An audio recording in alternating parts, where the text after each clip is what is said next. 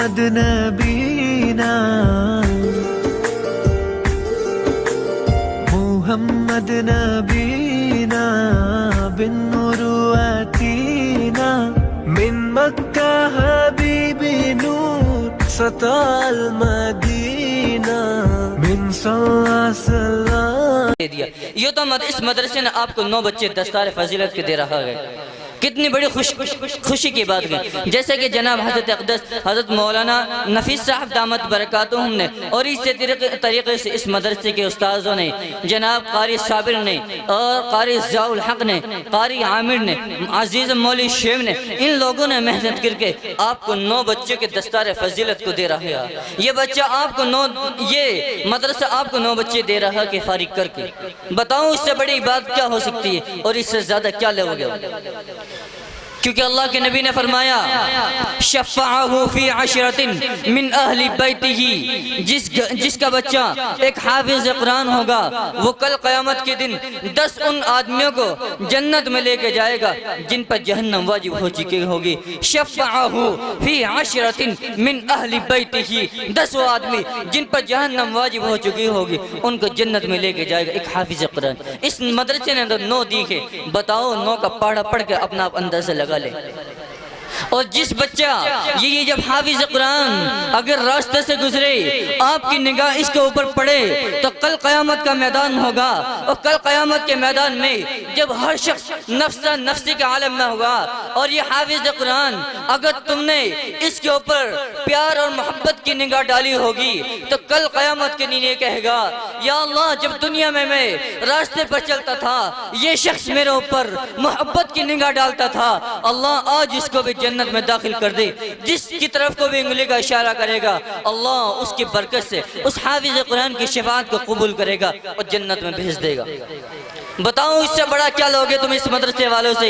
ये खून और पसीने की कमाई लेकर अपना पसीना बहाकर रात को जिस वक्त आप सोते रहते हैं ये सुबह उठते हैं अजान से पहले उठकर कुरान करीम की तिलावत करते हैं, बच्चों के साथ खुद उठते हैं, बच्चों को उठाते हैं और उनके साथ मेहनत करते हैं। जिस वक्त दोपहर में आप आराम करते हैं उस वक्त ये उठते हैं फिर कुरान करीम की तिलावत करते हैं। जिस वक्त बच्चे की नींद आंखों में खुमार की तरीके से रहती है, आदमी को नींद इस वक्त गलबे के साथ आती है, बेहतरीन नींद आती है, उस वक्त ये अपनी नींद को कुर्बान करते हैं। जब ये बच्चे तुम्हारे बच्चे जो नाली में हाथ देते फिरते रहते हैं, ताश और कंचे खेलते फिरते हैं, गिल्ली डंडा खेलते फिरते हैं, ये छोटे छोटे बच्चे कुरान करीम को हाथ में लेकर और खड़े होकर कोई ऊँग रहा है, कोई किस तरीके से बैठा हुआ और कुरान करीम की तिलावत करते हैं। बताओ इन मदरसे से क्या लोगे। क्यों बदगुमानी का शिकार होते हो, क्यों तुम इन मदरसे वालों से बदसन रहते हो। देखिए बदजनी को देखिए। जिस वक्त अल्लाह के नबी के बारे में उस बुढ़िया ने सुना कि कोई मक्का के अंदर अल्लाह का नबी है जो कुरान करीम की तिलावत करता है और अपना बना लेता है, एक वहदहु ला शरीक को कहता है एक अल्लाह है। जब ये बातें उस बुढ़िया ने सुनी तो दिल में बदजनी ली और बदगुमानी लेकर वो मक्का छोड़ने पर आमादा हो गई। अपनी गठरी लेकर मक्का से बाहर जाकर बैठ जाती है।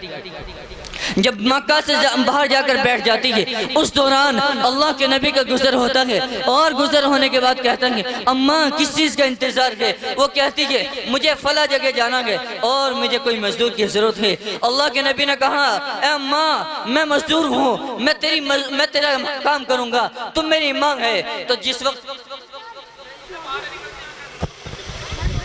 भैया बरामदे में और कमरे में जो हमारी माएँ और बहनें बैठी हुई हैं, औरत के माना ही पर्दे के आते हैं तो पर्दे को पर्दे में रहना चाहिए ना कि बेपर्दा। क्योंकि पर्दा औरत के माना पर्दा ये एक दूसरे से मुंसलिक है। तो आपसे मुअद्दिबाना और आजिज़ाना दरख्वास्त मेरी यही है कि आप अपने पर्दे में पहुँच जाएँ और अपने पिंडाल को पुर कर लें। ये मर्दों ने अपना पिंडाल अब पुर करना शुरू कर दिया, बड़ी खुशी की बात है। आप इधर आ जाओ, आप कुर्सी छोड़ दो।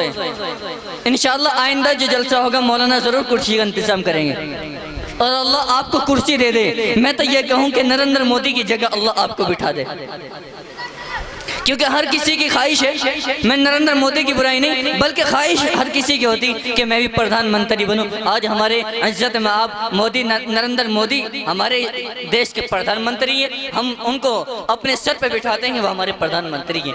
अल्लाह आपको प्रधानमंत्री बनाए। बता ये रहा था, जिस वक्त अल्लाह के नबी गुजरे, अल्लाह के नबी ने देखी अम्मा किस लिए बैठी कि मुझे मक्का छोड़ के जाना है, किस लिए जा रही थी, तो कहा कि कोई मोहम्मद नाम का है जिस मक्का के अंदर रहता है और वो अल्लाह के एक वहदाहु ला शरीक कहता है, अल्लाह एक है, वो लात और उज़्ज़ा की बुराई करता है, मैं उसके साथ रहना नहीं चाहती। जब उसके मंजिल मकसूद पर पहुंचे तो बुढ़िया ने कहा, अम्मा बता तो सही, मैं अब जाने की इजाज़त चाहता हूँ। तो कहा, बेटा रुक जा, मेरी नसीहत सुनता जा। मेरी नसीहत ये कि मक्का के अंदर एक मोहम्मद नाम का शख्स रहता है, उससे कभी मुलाकात मत करना और अपना नाम बताता चला। तो जिस वक्त अल्लाह के नबी ने कहा कि मैं कि मोहम्मद हूँ, फौरन दिल की काया पलटी और कहा कि अशहदु अल्ला इलाहा इल्लल्लाह।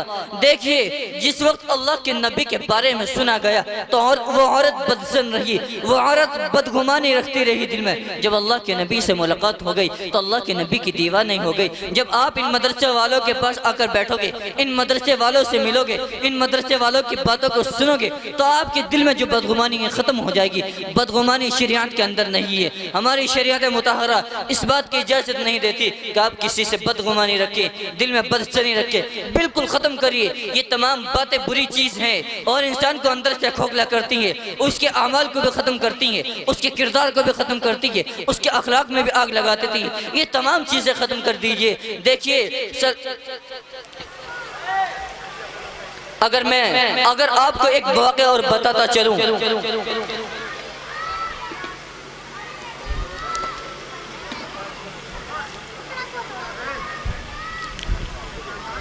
अब्दुल्ला बिन मुबारक का गुलाम था। अब्दुल्ला बिन मुबारक का वो गुलाम अब्दुल्ला बिन मुबारक की खिदमत करता था। गौर से सुनिए, आपके जो दिल में बदजनी है ना मदरसे की बिना पर, इस बात पर एक वाक़या सुना रहा हूँ। अब्दुल्ला बिन मुबारक का गुलाम अब्दुल्ला बिन मुबारक की खिदमत करता था। एक आदमी ने कह दिया कि आपका जो गुलाम है कफन चोर है, आपका ये गुलाम कफन चोर है। क्योंकि जब किसी के बारे में कहा जाता है कि फला आदमी ऐसा है, ज़रूर समझ लेते कि हाँ होगा, वाकई ऐसे ही होगा। जब ये बात सुनी, क्योंकि अब्दुल्ला बिन मुबारक ने अपने उस गुलाम से शर्त लगाई थी कि अगर तेने मुझे 50 दिन में 50 दिरहम ला कर दिए तो मैं तुझे आज़ाद कर दूंगा। फ़ौरन अब्दुल्ला बिन मुबारक के दिल में ख्याल आया कि हो सकता है कि कफन चोर हो, क्योंकि ये गुलामी मेरी करता कि मैं तो सिर्फ पैसे रुपये नहीं देता, ये आखिरकार मुझे ला के पैसे कहाँ से दे रहा है। 50 दिन में 50 दिन हम कहाँ से ला के देगा। जब ये बात दिल में ख्याल आई, फौरन समझ गए क्या हो सकता है कि कफन चोर हो। रात को एक रोज ऐसे हो गए जैसे गए रोजाना अब्दुल्ला बिन मुबारक आराम करते थे। अब्दुल्ला बिन मुबारक के गुलाम ने सोचा मेरा दुनियावी आका सो गया, अब उखरवी आका से जाकर मैं अल्लाह से की बारगाह में हुजूर में इल्तिजा करता हूँ, या अल्लाह जिस तरीके से मेरे आका ने मेरे से शर्त बांधी कि अगर तू मुझे 50 दिन में 50 दिरहम ला कर देगा मैं तुझे आज़ाद कर दूंगा, जिस तरीके से कल मुझे 1 दिरहम दिया था, या अल्लाह आज भी मुझे 1 दिरहम दे दे। वो अब्दुल्ला बिन मुबारक का गुलाम चल देता है। अब्दुल्ला बिन मुबारक अपने गुलाम के पीछे चल देते हैं। देखते क्या है, अब्दुल्ला बिन मुबारक का गुलाम कब्रिस्तान के रास्ते पर जा रहा है। अब्दुल्ला बिन मुबारक ने सोचा वाकई कफन चोर होगा, फिर समझा आगे चल के तो देखूं। फिर चले, अब्दुल्ला बिन मुबारक का वो गुलाम कब्रिस्तान पहुंच जाता है और यकीन हो गया कि वाकई कफन चोर थे। फिर आगे चले, देखे क्या होता है। वो कब्र नुमा में उतरा और उतरने के बाद अब्दुल्ला बिन मुबारक अब पुख्ता यकीन हो गया कि वाकई कफन चोर है, क्योंकि अब तो ये कब्र में भी उतर गया। फिर दिल में ख्याल आया झांक कर तो देखूं कर क्या रहा है। अब्दुल्ला बिन मुबारक ने जब झांक के देखा तो अब्दुल्ला बिन मुबारक का वो गुलाम उस कब्र नुमा में अल्लाह के सामने सजदा किए हुए है और ये कह रहा है, या अल्लाह मैं दुनियावी आका को खुश कर कर उसको सुला कर आ गया हूँ, अब मैं तेरे से मांगने चला क्योंकि मेरे दुनियावी आका ने शर्त बांधी अगर तू मुझे 50 दिन में 50 दिरहम ला कर देगा तो मैं तुझे आज़ाद कर दूंगा। या अल्लाह जिस तरीके से कल तेने मुझे 1 दिरहम दिए थे, या अल्लाह आज भी 1 दिरहम दे दे। फ़ौरन एक दस्तरखान आता है, उसमें दिरहम होते हैं। अब्दुल्ला बिन मुबारक का गुलाम एक दिरहम निकालता है, उस दस्तरखान को लपेट देता है। जैसे ही अब्दुल्ला बिन मुबारक का गुलाम उस कब्र नुमा से निकलता है, अब्दुल्ला बिन मुबारक को पाता है और हक्का का बक्का रह जाता है। और इसी तरीके से अब्दुल्ला बिन मुबारक फ़ौरन अपने गले लगाते हैं और कहते हैं कि मुझे माफ़ कर दे, मैंने तेरे से बदसनी की है, मैंने तेरे से बदगुमानी रखी है कि किसी ने तेरे बारे में कहा था कि तू तो कफन चोर है। मैंने समझा वाकई तू कफन चोर होगा, मैं तेरे इसलिए पीछे पीछे आया, देखा तो माजरा कुछ और है। फ़ौरन उस गुलाम ने अल्लाह से दुआ की, या अल्लाह मेरा राज फाश हो चुका है, अब दुनिया से मुझे उठा ले। अल्लाह ने फ़ौरन उसकी रूह कब्ज़ कर ली। और कुरान करीम में जबकि अल्लाह ताला फरमाता है इरजिई इला रब्बिकी राज़ियतन मर्ज़िया फदखुली फी इबादी वदखुली जन्नती। पागरो चलिए उस रब की तरफ, वो रब तुझसे राज़ी, तुझसे राज़ी। तो बताओ, किसी से हमारी शरीयत मुतहरा, किसी से बदजनी, बदगुमानी और एक दूसरे के बारे में न इख्तिलाफ की बात सोचना शरीयत इजाज़त नहीं देती। इसलिए आप इन मदरसे वालों से, मौलवी नफीस साहब से, या इन मदरसे में पढ़ाने वालों से, या इन अकाबिर से, या अपने गाँव के मस्जिद वालों से और इमामों से, खानका वालों से, ये किसी भी मदरसे से कभी बदजनी मत रखना, क्योंकि तुमने देखा कुछ और है, हो सकता कुछ और हो सकता है। अल्लाह तुम्हारी आंखों को दिखा कुछ और रहा को, और अल्लाह की निगाहों में वो कुछ और हो, तुम्हारी निगाहों में कुछ और, अल्लाह की निगाहों में कुछ और हो। बहरहाल फिर प्रोग्राम को आगे बढ़ाते हुए